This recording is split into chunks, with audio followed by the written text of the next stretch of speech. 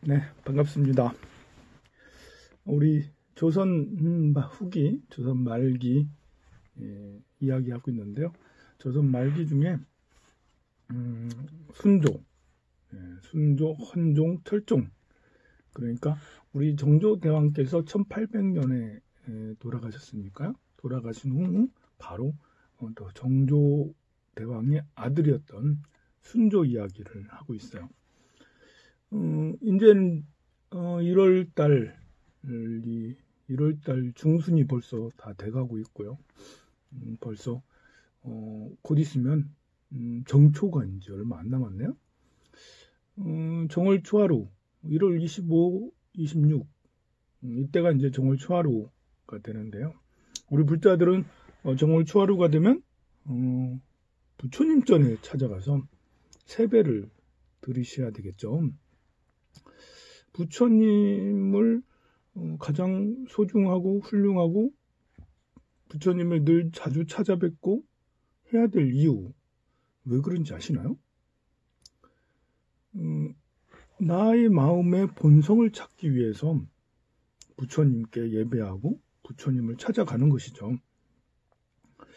물론 부처님을 찾아뵙지 않고도 나의 마음을 이해할 수 있고 나의 마음을 들여다볼 수 있어요.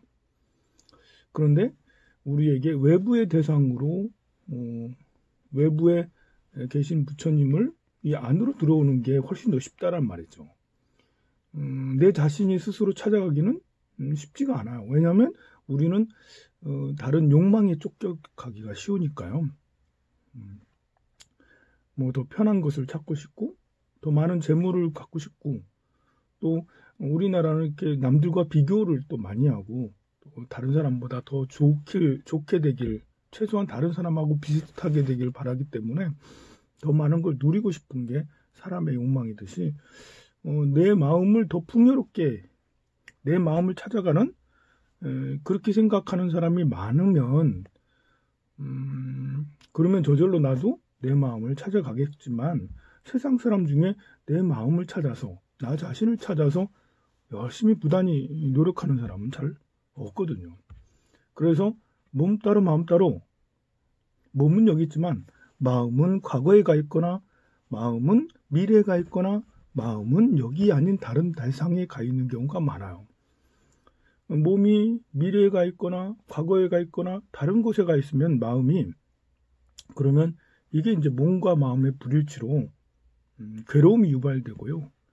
또 마음이 약해져서 혼란스럽게 되고 고통이 생기게 되는 원인이 돼요. 그래서 마음을 항상 지금 이 순간 바로 여기에 집중하도록 만들어야 되는 것이죠.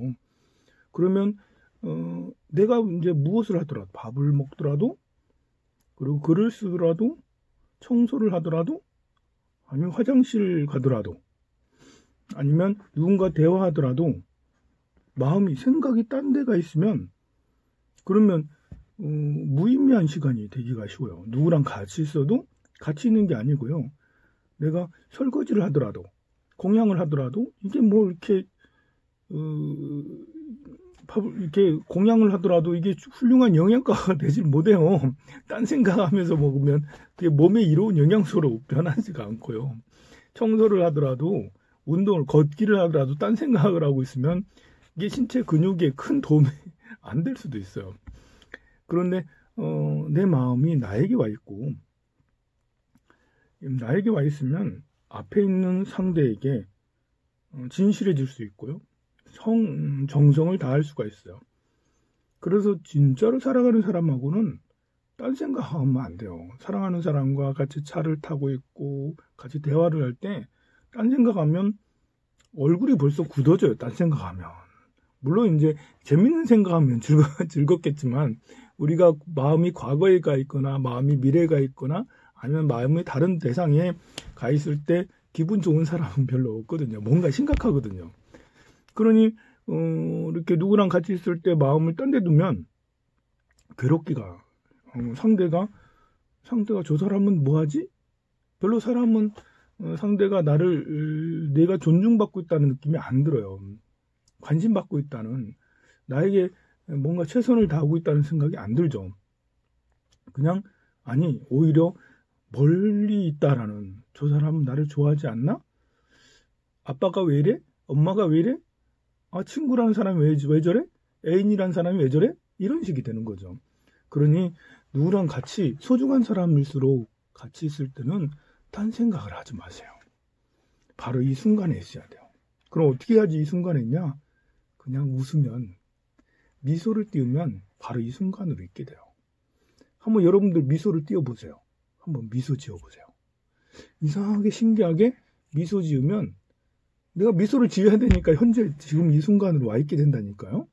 딴 생각을 하더라도 웃어보세요. 그러면 바로 이 순간에 집중을 하게 돼요.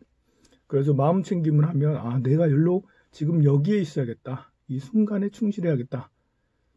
이렇게 자꾸 마음 챙김을 스스로 이렇게 하게 되면 누구랑 같이 있을 때 상대에게 더 집중을 할 수가 있어요. 집중이 딴 게 아니에요. 그냥 앉아서 웃으면 돼요. 웃으면 어떤 효과가 있죠? 내가 상대를 보고 웃어요. 아니 그렇게 상대를 열심히 보고 있지 않아도 그냥 웃으면 상대도 기분이 좋아요. 그리고 내가 이렇게 이상하게 웃으면 상대를 볼 때도 아무리 못생겨도 내가 웃으면서 상대를 보면 생긴 모양이 예뻐지게 잘생겨져 보이게 돼요. 내가 기분 나쁘게 뭔가 골똘해서 이렇게 이제 힘든 상태의 상대를 보면 아무리 멋지고 잘생겨도 예뻐도 그게 크게 이제 마음에 그렇게 이제 자애로운 마음이 생기지 않고요. 내가 웃으면서 상대를 이렇게 바라보면 상대도 웃잖아요. 그러니 그 사람의 외모랑 관계없이 그냥 서로가 좋은 관계가 될 수가 있죠. 그렇게 되면 상대의 마음이 즐거워지고 상대의 모습이 보이게 되고 마음이 보이게 되고 마음을 공유하게 되고요. 그리고 상대에게 더 좋은 자질이 이 마음속에 일어나도록 돼요. 사람의 마음에는 다양한 것이 숨겨져 있죠. 기쁨, 슬픔, 분노, 행복, 그리고 가능성. 많은 가능성들이 이 안에 내재되어 있어요.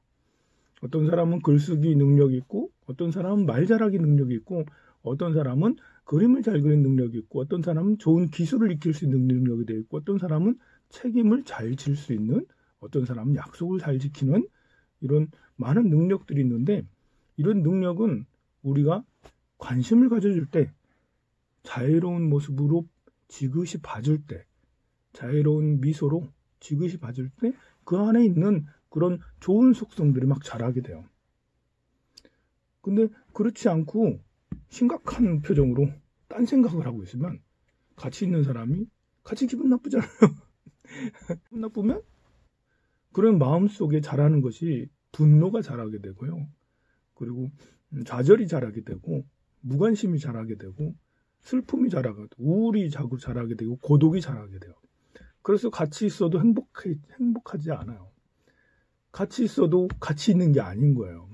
같이 있어도 그립다. 이런 게 되는 거예요.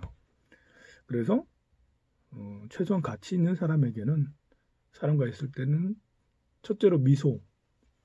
웃으면 그러면 지금 이 순간에 내가 와 있으니까 이 순간에 함께 있으면 저절로 그 다음에는 저절로 문제가 다 풀려지게 됩니다. 자, 정초가 되면 부처님 전에 세배를 드리는데요. 왜 우리가 부처님 전에 기도를 드려야 되냐? 왜 우리가 부처님을 자주 찾아가야 되냐? 바로 내 마음으로 돌아오기 위해서요.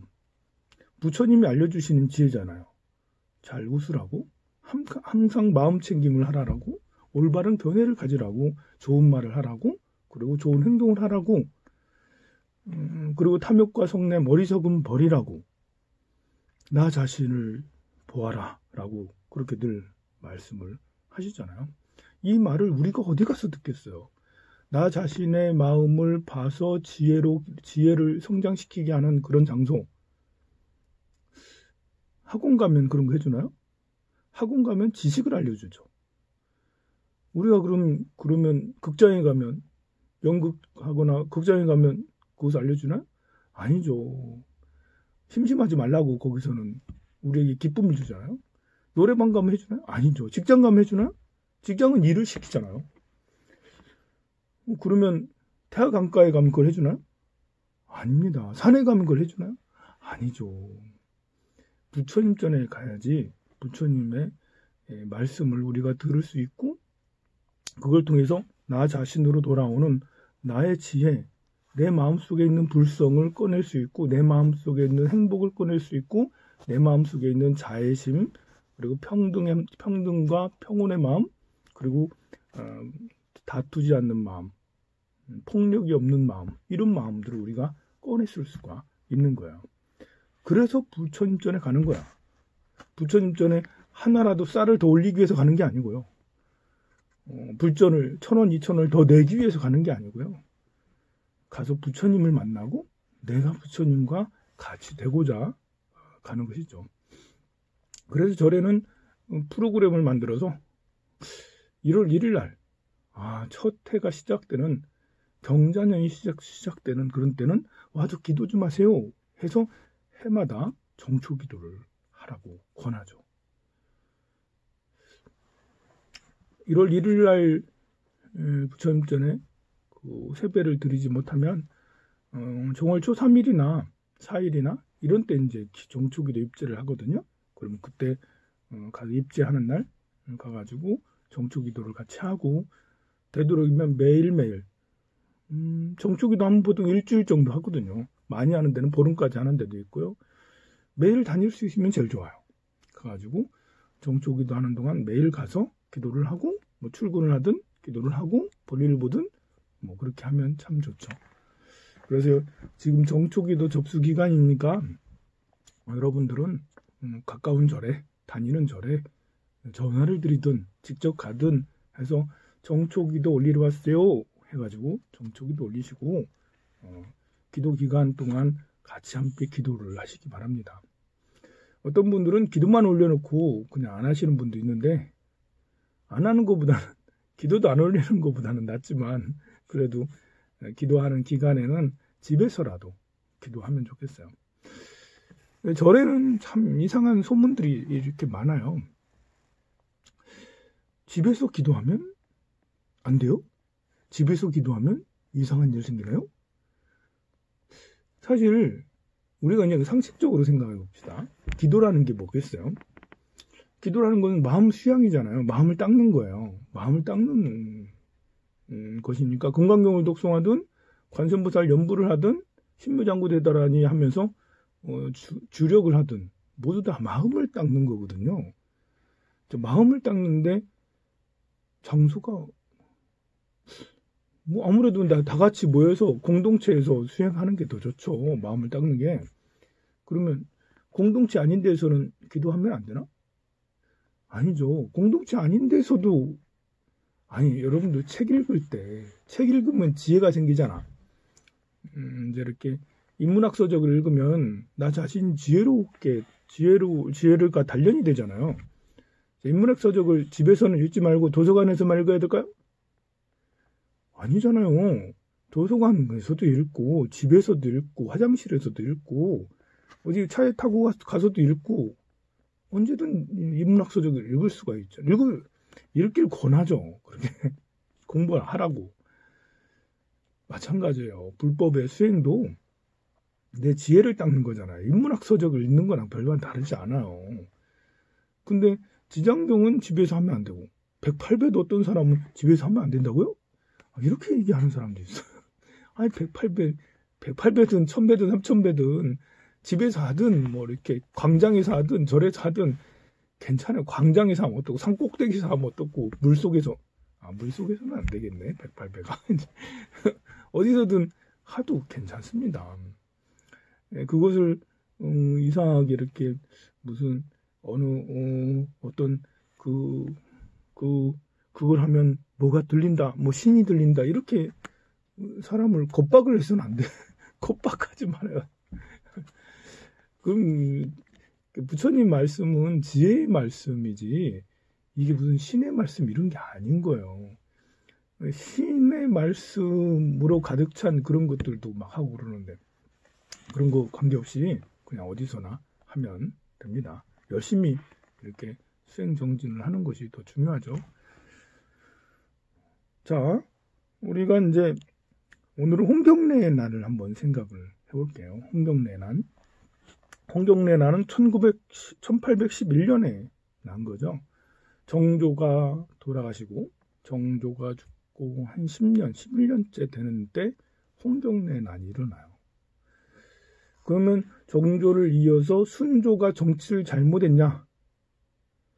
아무래도 뭐 이렇게 정조 때보다는 못했을 수도 있겠지만요. 그렇게까지 좀 안타까운 상황이죠. 정조 때든 영조 때든 그 앞에 뭐 숙종 때든 우리나라가 이제 개혁 개방을 좀 해서 서구의 그런 문물 또 청나라의 선진 문물 이런 것들을 받아들이고 정치 제도도 좀 개혁을 해 나가고 했으면 나라가 좀 변화되고 저 성장을 하고 그렇게 했을 텐데 청나라가 쇄국을 했듯이 우리 조선 후기에도 계속 쇄국을 했어요. 조선은 초기부터 후기까지 계속 쇄국 정책이었죠. 뭐 다른 나라는 교류를 하지 않았으니까. 그래서 그런지 세계적으로는 기하급수적으로 막 산업혁명에다 뭐에다 이제 뭐 프랑스 대혁명에다 이렇게 뭐 세계 정치가 막 요동치고 있는데 계속 성장하고 있는데 우리 동양의 청나라하고 우리 조선은 이렇게 성장하기보다는 오히려 점점 이제 힘들어지는. 물론 이제 물류는 더 많아졌죠. 인구가 더 많아지고 그렇지만 상대적으로 사람들은 차별받고 힘들어졌어요. 이 인류라는 게 참 신기해가지고 이렇게 세계의 공동체가 저 유럽에서 어떤 생각을 하면 그 반대쪽의 다른 나라에서도 비슷한 생각을 하게 돼요. 우리 의식은 연결이 돼 있어서. 그래서 이제 19세기가 이렇게 되면 18세기 말에 프랑스 대혁명이 생기고 19세기 전후에 1800년 전후에 나폴레옹이 이제 등극을 해서 유럽을 공화정으로 만들겠다고 전쟁을 막 하잖아요. 그럴 때 우리나라도 이제 1800년대가 되니까 점점 이제 사람들이 자유의지 또 시민의 어떤 나도 이제 이렇게 노비를 끝내고 뭐 어떻게 돼야겠다. 그리고 이제 시장이 좀 더 확대가 돼요. 그래서 이렇게 경제력이 좀 더 좋아지고 해서 조선 중기 때만 해도 노비가 엄청 많았거든요. 나 노비 할 거야. 왜냐면 노비가 더 편했기 때문에. 평민보다 노비가 더 좋아. 왜냐면 평민은 세금을 내야 되지만 노비는 세금을 안 내도 되니까. 이게 부역, 노역 이런 세금 때문에 힘든 시기가 조선 중후기 정도 되는데 조선 말기쯤 되면 상업이 발달하면서 좀 부자들도 생기고 그러면서 나는 노비 안 할 거야 해서 이제 양반을 사고 파는 이런 것이 생기는데 그때 이제 그 부정부패가 얼마나 심하면 양반을 사고 팔겠어요. 그 중심에 있었던 게 이제 안동김 씨라고 할 수가 있는데요. 그래서 김조순이라는 안동김 씨의 세도 정치의 시작을 알리는 김조순이 등장하게 되고 김조순은 바로 순조의 장인어른이라 할 수 있습니다. 순조 그러니까 지난 시간에도 좀 얘기했어요. 그 정조가 죽으면서 고명 대신 이래가지고 죽으면서 유언을 남기죠. 몇 사람 불러서 순조 좀 잘 봐둬라. 그러면서 김조순에게 김조순의 딸을 이제 순조와 결혼시키고 김조순에게는 순조를 잘 보살피라 이렇게 해서 김조순은 나름 이제 충실히 그 보살피려고 노력했어요. 근데 이 체력이 참 중요하다고요. 체력이 순조가 너무 체력이 약했어요. 맨날 아팠어요. 그러니 없었어요. 제가 이렇게 포교당을 해보니까요. 포교당에도 체력이 정말 중요해요. 기도하는 것도 체력이 정말 중요해요. 제가 요즘에 우리 절에 천일기도 하실 분을 모시려고 지금 광고를 냈는데요. 천일기도 제대로 하려면 하루에 4분 정도를 하거든요. 새벽에 4시에, 오후에, 저녁에. 이렇게 공식적으로 FM으로 하려면 4분 정도를 2시간씩 하는 거예요. 새벽에 2시간, 4시에 2시간, 오후에 2시간, 저녁에 2시간. 이렇게 해서 천일 기도를 하면 와, 그럼 완전 대박이죠. 대박. 훌륭합니다. 근데 요즘에는 이렇게 그렇게까지 2시간씩 하는 것은 하는 사람도 힘들고 뒤에서 따라 같이 하는 사람들도 힘들고 하니까 1시간이나 1시간 반 정도로 이렇게 줄여서 하고 그렇게 하죠. 근데 그렇게 해서 하루에 4번을 1시간씩만 하더라도 정말 체력이 많이 소모가 되거든요. 천일 동안 한 번도 쉬지 않고 쭉 하려면 강한 체력이 바탕이 돼야 돼요. 부모님한테 잘 이렇게 물려받아서 체력이 좋든 아니면 스스로 관리를 잘해서 먹는 거 잘 먹고 운동을 열심히 하고 그렇게 해서 관리를 잘해서 체력이 좋든 어떤 2가지 방법 중에 하나라도 잘 돼야지 기도에 그렇게 도전할 수 있고 또 그만큼 체력이 소모 많이 되는 것도 또 이제 이렇게 시내 한 가운데 포교를 하는 포교원들이죠. 만약에 이제 포교를 하시는 분이 사람을 만나지 않고 또 어떤 프로그램을 만들어서 사람들에게 이런 기도하세요, 저런 기도합시다, 어디 갑시다, 뭐 어디 세인사 갑시다, 송강사 갑시다 이러지 않고 그냥 오는 사람은 오고 가는 사람은 가고 나는 홍보도 별로 안 하고 법회도 별로 안 하고 그냥 볼일 보면 갔다 오고 이렇게 하고 있으면 그러면은 이제 아무도 찾는 사람이 없게 돼요. 좀 부지런하게 움직여야지 그 절도 발전을 하고 신도들도 복을 받고 모든 이들이 다 행복해지게 되는 거죠. 그 나라의 국왕이 너무 아프면 참 이제 아유 그렇습니다. 이제 우리 조선이 망하려고 조선이 망조가 들었나. 이 순조가 30년을 넘게 그 집권을 하는데요. 그냥 계속 아팠어요. 계속 아파가지고 정사를 돌볼 수가 없었어요. 아프니까 이제 육조들한테 바로 이제 이렇게 보고를 받거나 하지 못하고 삼정승한테도 제대로 보고받지 못하니까 비변사를 둬가지고 비변사가 이제 이렇게 전국을 다 이제 운영하도록 그렇게 해요. 그러면 본인은 뭐 하시냐? 요양하시는 거지. 이제 아프시니까 이제 아무것도 못 하시고 몇 가지 하시긴 하셨는데 그래서 이제 이런 너무 체력이 약하니까 생기는 것이 이제 그 비변사들이 너무 비변사를 관리했던 김조순 일당이라고 해야 되나? 그 안동김씨 세력이 강해지게 됐고 순조가 돌아가시고 나서는 흥선 대원군이 집권하기 전까지 그냥 안동김씨 천하가 됐어요.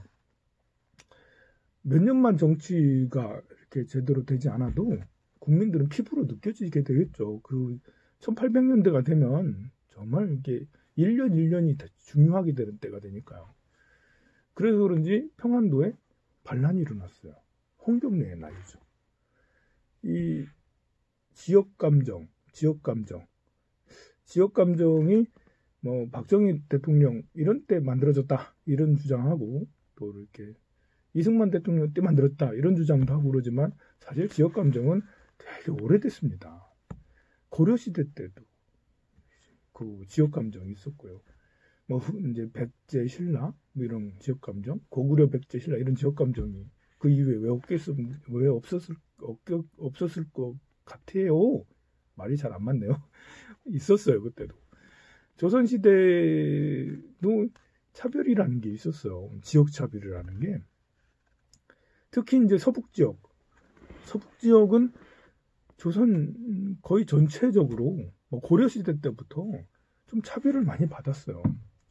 그래서 관리가 되지 못하는 관리는 그냥 한양에서 이제 지금보다 더 이제 이렇게 관리는 한양에서 지금 70년대, 80년대, 90년대까지만 해도 전 지역에서 누구나 다 이제 이렇게 서울대를 가기도 하고 누구나 다 판검사가 되기도 하고 그러다가 2000년대가 넘고 2010년대가 되면서 지역은 이 지역의 사람보다는 서울 지역 중에 강남 지역 이런 사람들이 주로 판검사가 되는 이런 기현상이 일어났는데 사실 이 현상은 더 오래됐다. 조선시대 서북 지역이 엄청나게 계속 차별받자 거기에 홍경래라는 사람이 과거 시험을 보러 갔어요. 홍경래가 이제 그 서출이었던 것 같아요. 그래서 그 향시에서는 합격을 했어요. 그래서 이제 한양으로 가가지고 정시를 봤는데 떨어진 거예요. 근데 떨어지면서 그 시험의 부정부패를 다 본 거죠. 그걸 보고는 이건 너무 아닌 것 같다 해서 전국을 여행을 다녀요. 여행을 다니다가 고향으로 돌아와가지고 그 고향 사람들하고 같이 이거는 정말 문제 있다. 우리 너무 차별받고 산다. 이러면서 나라를 전복시키는 이제 그런 꿈을 꾸게 되죠. 그때 이제 광산 1800년대 초반 되면 그때쯤 되면 광산도 많이 개발이 됐어요. 전국에 이제 여러 개의 광산들이 있었는데요. 그 중에 서북 지역의 광산 노동자들과 그리고 이제 그 불만이 많았던 그런 분들하고 서로 규합을 해서 이렇게 난이 홍경래 난입니다. 만약 이것이 좀 더 이렇게 동학혁명처럼 동학은 이제 1800년대 후반이죠. 한 7, 80년 정도 지나서 동학혁명이 일어나는데요. 동학혁명처럼 그렇게 전국적인 어떤 그런 명분을 가지고 전국적으로 이렇게 나왔다면 우리도 프랑스 대혁명처럼 그런 것이 나오지 않았을까. 그렇지만 안타깝게도 홍경래의 이제 그런 그 주장은 그냥 지역 차별이 불만이었다. 여기서 이제 나왔기 때문에 좀 더 많은 공감대를 이루지 못한 것 같아요. 그리고 초기에 이제 이렇게 그 평양 근처에 성을 점령을 하는데 바로 평양까지 달려가가지고 평양성을 점령해서 좀 이렇게 이제 전략적인 미스도 있었고 명분의 미스가 있었던 것 같습니다. 어떤 이런 난들이 성공을 할지 안 할지 이렇게 잘 모르겠지만 그 안타까운 것은 우리나라에서도 좀 그 동학혁명은 좀 나중에 생겨서 오히려 동학혁명은 정말 훌륭한 혁명이잖아요. 너무도 이렇게 위대한 혁명인데 안타깝게 시기가 이제 잘 안 맞아서 우리 이제 고종 황제 생각하고 또 시기가 좀 잘 안 맞아서 우리가 오히려 일제에게 나라를 뺏기게 되는 그런 원인을 제공하는 그런 것이 됐습니다만 그 이전에 홍경래의 난은 좀 많이 개인적으로 안타까운 것이 좀 있습니다. 만약에 그때 홍경래의 난이 어느 정도 성공했다면 우리나라도 정치 개혁이 일어나지 않았겠나. 그냥 개인적으로 그런 생각입니다. 사람들은 계속 변하고 있어요. 시대도 계속 변하고 있죠. 정말 빠르게 변하고 있습니다. 빠르게 변하고 있는데 세상은 변하고 있는데 나는 가만히 있으면 그러면 난감해집니다. 세상이 변하고 있을 때 여러분들도 이런 변화의 흐름을 잘 읽고요. 그리고 내가 어떻게 살아가야 될지를 다시 한 번 더 고민하는 그런 날이 되길 바랍니다. 성불하십시오.